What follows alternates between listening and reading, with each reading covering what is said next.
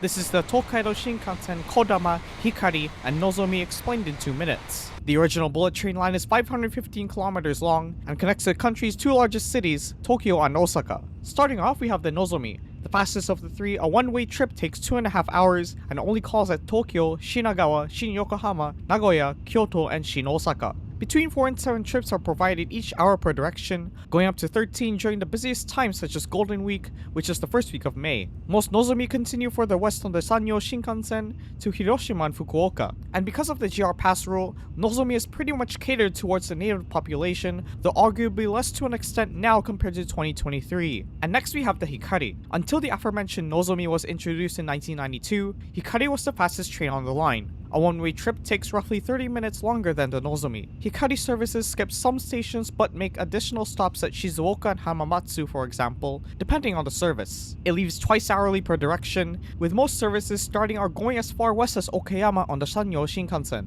This is done to optimize for lower capacity on slower services to points further west. GR Pass users take the Hikari for its speed, compared to the all-stop Kodama, which takes 5 hours to complete a one-way trip from Tokyo to Osaka and vice versa. This is how even smaller cities like Mishima and Maibara get bullet train service. Now generally there are 2 trips per hour, and from Tokyo, trips usually alternate between Nagoya and Shin-Osaka, with no through services further west. All service on all 3 levels is provided with 16-car N730 series trains with a top speed of 285 km an hour. The reason there are 3 service levels in the first place is that among the 17 stations, only one does not have passing tracks to allow faster services to overtake the slower ones. This allows capacity on the line to be maximized, while still allowing a normal peak frequency of 11 trains an hour across all 3 service levels. In the future, not much is planned. However, private rooms are making a comeback after 23 years aboard N700S series trains.